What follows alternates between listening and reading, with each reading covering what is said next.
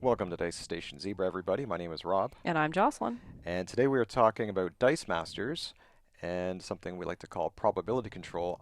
I wanted to originally call this shared affiliation probability control or single affiliation probability control, but I felt like that was too many words. For the title card. Yeah, for the title of the video, so I just went with probability control. Um, so let's go back to the beginning of my idea here. So I was listening to the Ministry of Dice podcast with Chris and Andy, Hmm. which is a Dice Masters podcast. You can get it on all your usual likely podcasting sources. Anyway, Chris and Andy were talking in a recent episode about single affiliation in Dice Masters and why it should be better, or they were wishing it could be better somehow. And I got thinking about an episode, Jocelyn, that you and Kim did of your podcast, A Double Double in Dice, where you had Jimmy on, right? That's right. Kim and I had Jimmy on episode 18 of A Double Double in Dice. Right, and you were talking about some things.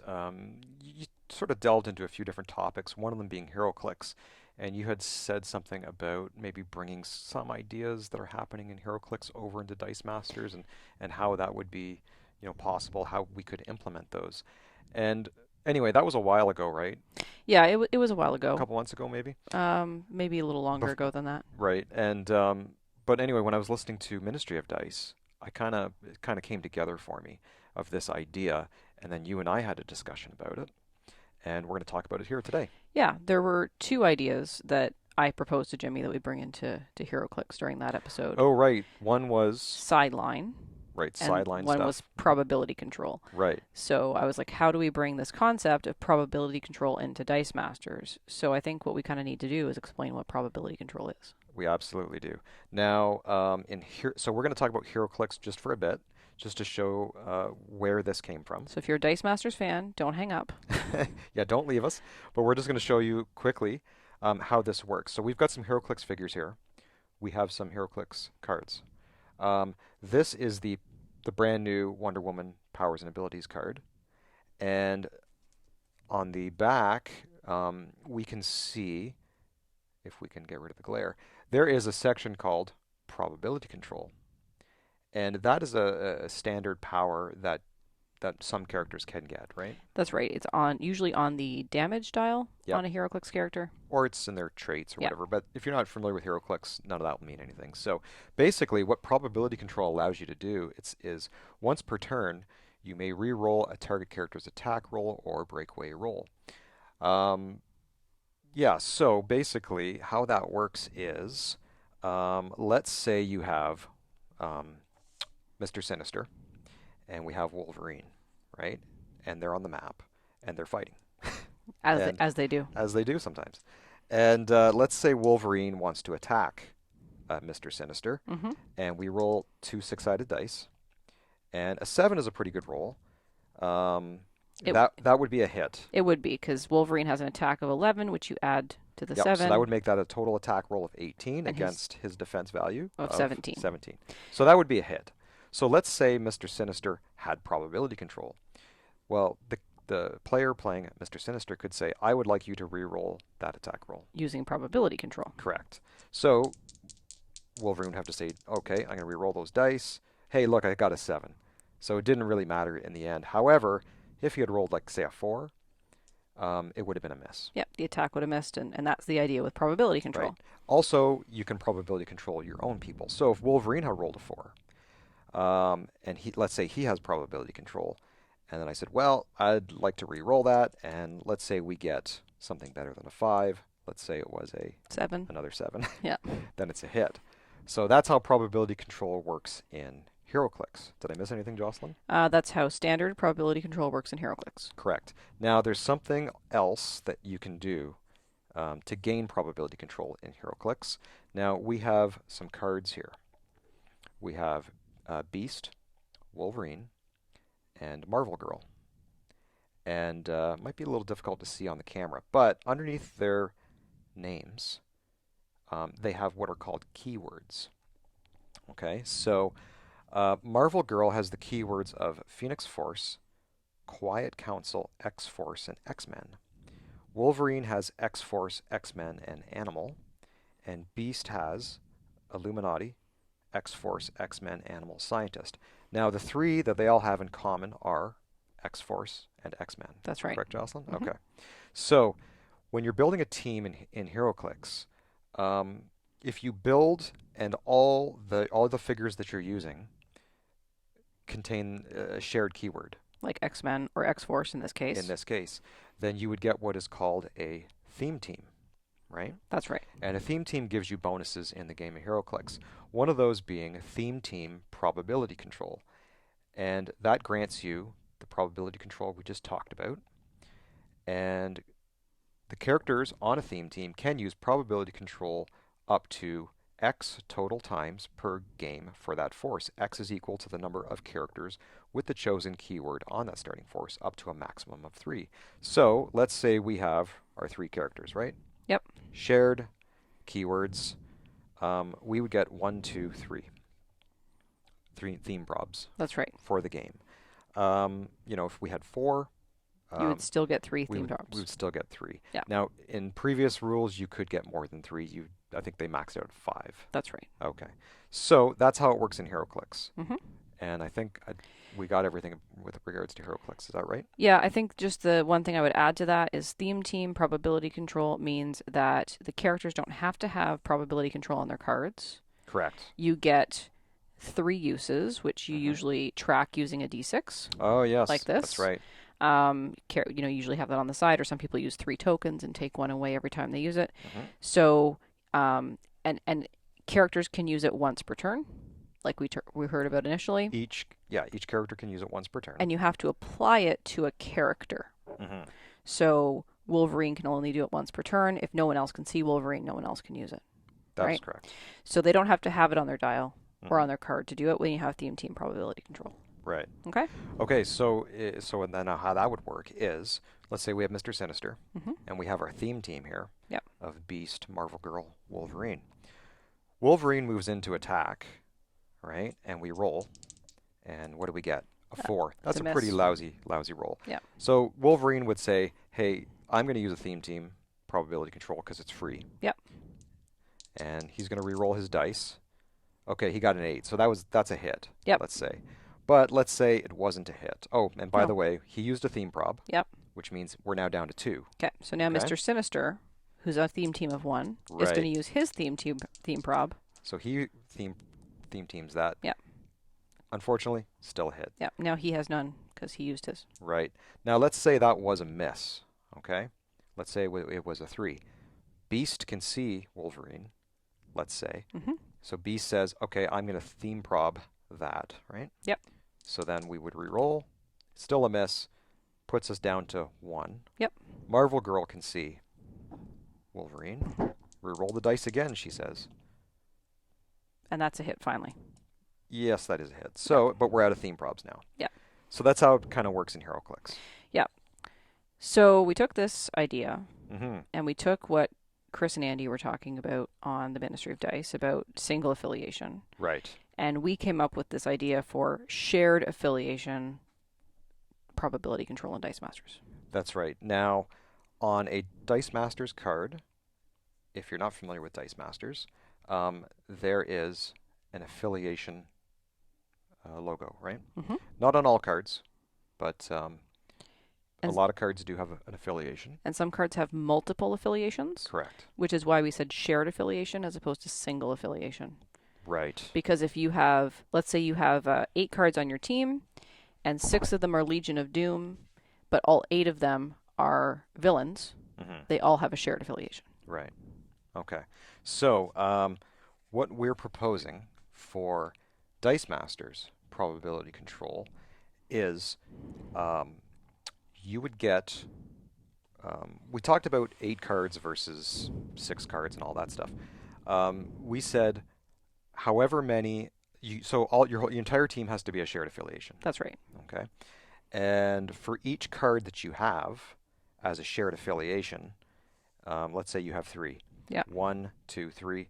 You would get 3 theme probs. Just like in HeroClix, you max out at 3. Yep. If you have 4 cards on your team, you still have 3 theme probs. Yep. In in Dice Masters. So what we're proposing is, let's say both Jocelyn and I each have a theme team, and we each have 3 theme probs, right? That's right. Okay, so we're playing a game, and so the rules of the theme prob will be we each get 3. We can each use 1 per turn, That's right. and we're going to say we can only use them in global windows. That's right. Initially, when I was thinking about this, I thought, oh, it might be fun if we could maybe use a theme prob um, in the roll and reroll step. But I thought, no, that doesn't really seem right, because then you're kind of opening up another kind of global window in the roll and reroll. Or a So priority window. yeah, priority window. So we talked about that, and we said, you know what? Let's just leave it at the global window for now. And let's say we're playing, and let's say I've got Cyclops, okay? And I'm rolling these 2 dice, let's say. And I get 1 Cyclops, and I get an energy. And so it's my turn, and I say, you know what? I kind of want another Cyclops. Yeah. Right? So I'm going to spend a theme prob. So I got my little tracker die here that says 3. I'm going to spend 1, takes me to 2, and see if I can roll a Cyclops. Okay, I still got another energy. Okay. Okay, now I pass priority window to you. All right, and I'm going to say, hey, Rob, I want you to re-roll that Cyclops that's on a character face. Okay, so I have to do that because my opponent has asked me to, and I got another Cyclops. Yep. So that failed on your part, So you could do that in the main step. or in the attack step. So yeah, so there's a global window in the main step, and there's a global window in the attack step, and you can do it in either. Right. Another idea we had is if something is already fielded, Mm-hmm. right? So it's in the field, and let's say that's your die, Okay. and the global window opens to me, and I say, you know what? I don't like that you have a character in your field. I'm going to use one of my theme probs, Jocelyn, and I'm going to ask you to re-roll your Cyclops. And this is in a separate turn because it's only once per turn. Mm-hmm. Look, there's Oh, Cyclops. he came back He on came his back own even level. higher. Now, however, if you had rolled an energy, what would happen?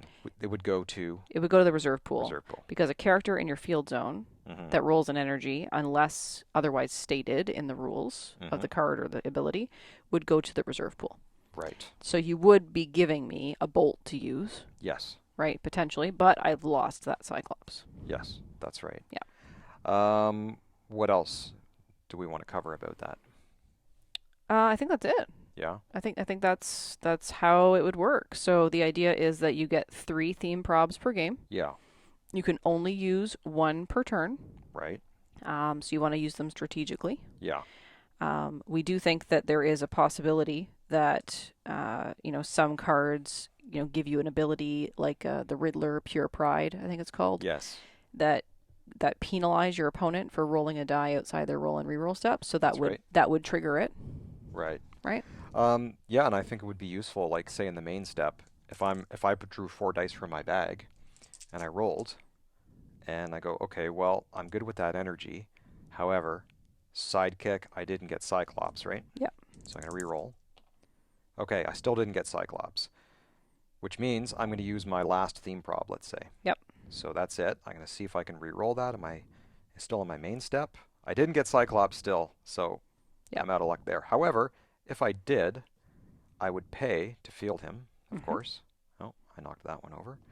So he's fielded, and then I would pass the global window to you. If you have theme probs, You're going to re-roll that. okay, got energies. So now I have 4 energies here in my reserve pool. Perhaps I'll buy something for 4, like maybe a mimic. Yep. I'll buy him, and that would be turn. Yep.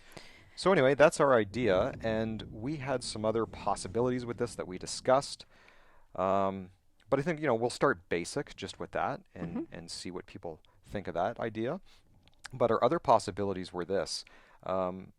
We talked about perhaps rolling a die in our used pile, which we could put potentially in the reserve pool.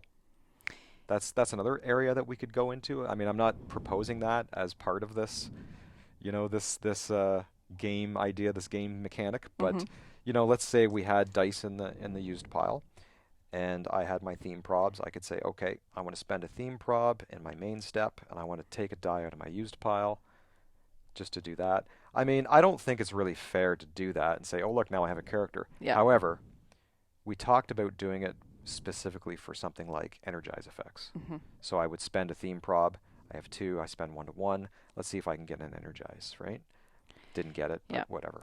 I think though that and the reason we talked about, maybe this being not the greatest idea is Hmm. that that's not an area you can usually roll dice from, right? So That's trying to true. trying to keep it That's true. within the rules of the game that exist Hmm. already. So for example, if you had a question mark and you had Clayface on your team, Hmm. and you could Clayface that in on an energy face, then you could spend a theme prob to roll it, Hey, there you go. right? Now you're talking. So that could be a way to do it Hmm. because this is not somewhere you can normally roll dice from your use pile. That's true. We also talked about the prep area. Yes. What about the prep area? We talked about could we roll dice from the prep area. You liked this idea because it made you feel like you reminded you of your good old momentum days, Yeah, I that do like momentum. basic action that Yeah. allowed you to roll dice in Yeah. your prep area. So there's some possibilities, but I mean, that would really muddy the waters, right? I Yeah. think I think for now, we just stick with the standard thing. Yeah. But we did have some other things too, like for example, what if you wanted to use non-basic actions on your team, right? That's another consideration of like, okay, so non-basic actions don't have uh, affiliations on them. Typically, that's correct. Yeah. Yeah. So how would that work? If it was a non-basic, would you still would you still have like if you had six shared affiliation cards, single affiliation cards, and two non-basic actions, would you still consider that a single affiliation team for the purposes of probability control? And I think the answer is no. Yeah, I think no, but I think in a casual play you could probably do it. We did also talk about what if your non-basic actions were thematic. So, for Mm-hmm. example, Thor is on your team, and you have Mjolnir on your team because Mm-hmm. that's Thor's hammer. I was Mm-hmm. going to call it his sword, his hammer. Right. But then you get into the ability, like the concept of what if you're a player that doesn't really understand or know the lore of what you're talking That's about, true. right? So then you'd have to justify it in some way. That would be up to your local game group, I Yeah. guess. Yeah, and competitively, there'd be no way of policing any of that, Yeah. right? So I think, Unless they made like a yeah, massive comprehensive list. yeah. But I think that's about it, right? I think we've done the job of explaining the idea. Yeah, I think so. Okay. So we would love to hear what you think of probability control Yeah. in Dice Masters. Do you think that this is something that would be fun and shenanigan-y? Let us know in the comments below. You can reach out to us on Facebook at dicestationzebra and Twitter at ds_zebra, or you can send us an email at dicestationzebra@gmail.com. Yeah, and watch for a video coming out soon where we're going to test this theory out with probability control. Yeah. Yeah, well, we'll have to have a little game and Yeah. see how it goes. Anyway, let us know what you think. Don't forget to check out the Ministry of Dice podcast, available wherever you get podcasts. They had a great single affiliation talk just recently. I think that podcast came out in July of 2021. Hmm. And don't forget to check out a Double Double and Dice podcast with That's Kim right. and Jocelyn. And if you want to hear that interview we had with Jimmy, where I spent about half an hour of my Dice Masters podcast talking about HeroClix concepts, that's episode number 18. And Kim very patiently just sat there. Yeah. Okay, so if you, if you like this video, hit the like and subscribe, please. Let us know what you thought. And thanks for watching. We'll see you again next time. Bye for now. Bye.